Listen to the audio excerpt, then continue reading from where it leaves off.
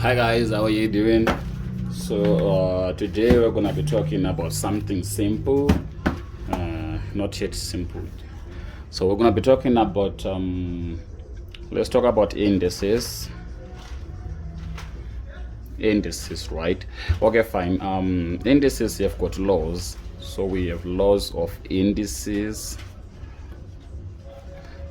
The first law says that if the bases are the same, then we have powers. If we have the same base, just like that, you just take that base and then you add the powers, something like this. That's the first law for you, right? Is, for example, 2 to the power 3 times 2 to the power 4 is the same as 2 to the power 3 plus 4, which is the same as 2 to the power 7. You can't really work out this one, so you can just leave it in this form, right? Okay, we have a second law which says if the bases are the same and they are dividing each other, just like this, you take that base and then you subtract the powers, something like that, right? So let's have an example of that one. X to the power 8 divided by x to the power 3, we will get x to the power 8 minus 3, which is the same as 8 to the power 5, right? So I said we have got the first one, if the bases are the same and then we have powers, you just take the base, we are multiplying, you add the powers, right? And then if the bases are the same and then we have powers and a division sign here, we just take the base and then we subtract the powers, just like that. All right, let's go to law number 3. Right, theory number 3 says that if any number is raised to the power 0, it's 1. That is, if we say minus 10 to the power 0, it's 1. Any number, you say any number to the power 0 is equal to 1. That's just general, right? And also you have got law number 4, which says that if you raise any number to the power a negative, if you want this power to become positive, you just bring that number down, just like this. Did you get it? Or for another one, something like this. If you want it to be positive, you say 1 over x squared, something like this, right? Now let's say if it has got 2x to the power minus 2, something like this, the only number that is affected, or the letter x is only the one that is affected by power negative, so it's the one that goes downwards, something like this, right? 2 remains on top, but if it was like this, minus 2, we would have said 1 over 2 to the power 2x. The reason is the brackets mean that this power negative 2 is affecting these whole things in the brackets, so they go down together, right? We say 1 over 4, 2 to the power 2 is 4, x to the power 2, something like that. So we have the third law, we say any number to the power 0 is 1. And then the fourth law, that is saying if you raise any number to the power a negative figure, if you want it to become a positive figure, you just bring it down, right? Now this one is not really a law, but it's something that you are supposed to know.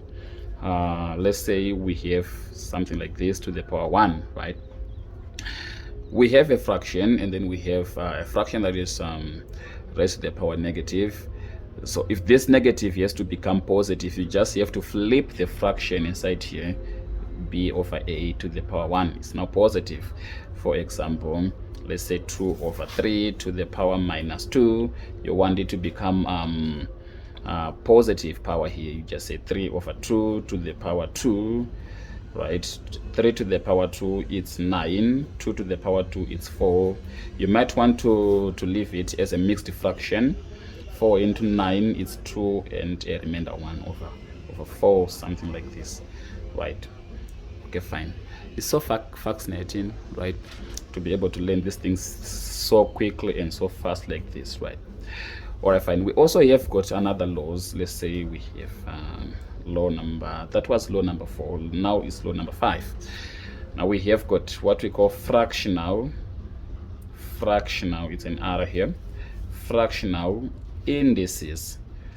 Fractional indices, we say x to the power 1 over a, right?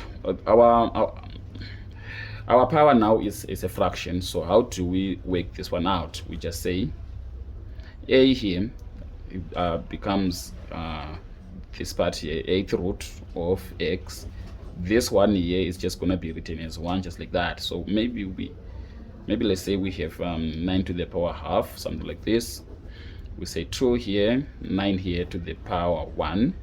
We say square root of 9, it's 3 to the power 1, it continues to be 3, right? So we have that kind of a law there, right? Okay, we also have got law number 6, that says x to the power a to the power b, something like this, right? So let's say we want to work something like this out. We just say x to the power a b, we multiply the powers, right? For example, we're going to say let's say 2 to the power 3 to the power 2, something like this, right? You're not supposed to say 2 to the power 2 here. We're just going to multiply the powers, so it becomes 2 to the power 6, something like this, right? But then you'll be tempted, obviously this one is workable. 2 to the power 6, it's 64 if I'm not mistaken, but it's okay.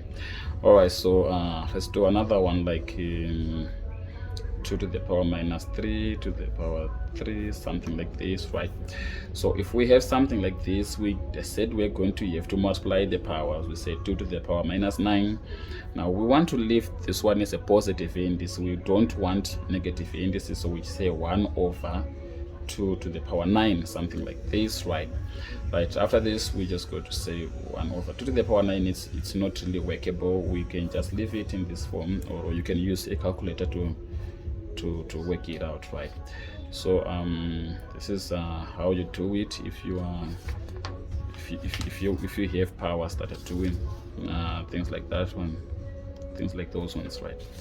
So let's say we have other sophisticated examples, like let's say it name mn squared to the power 3, right?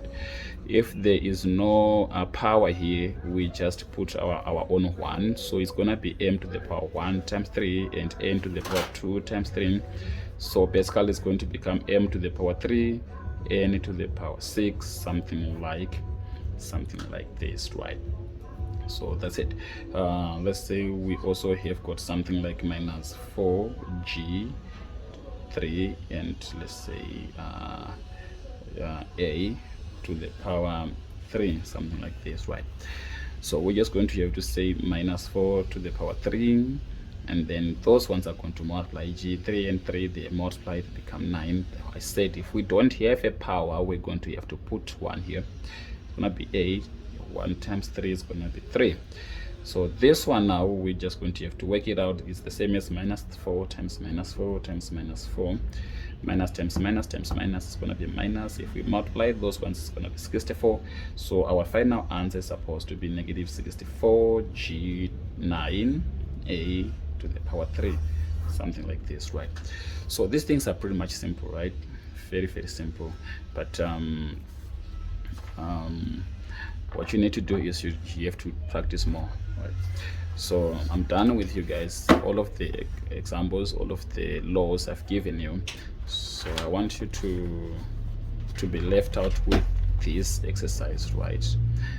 You can pause the video and write them down, start working them, right? If you have the answers, you can still, if you want to connect with us, you can just still say I have the answers. If you are able to mark, I'll mark those for you guys, right? So I'll see you guys next time. That's it for today. Thank you very much for watching, and please share. These are free lessons, right? You're not supposed to be stingy about them. Share to people that you know they may find these lessons helpful and useful for them, right? So good day, guys. Bye.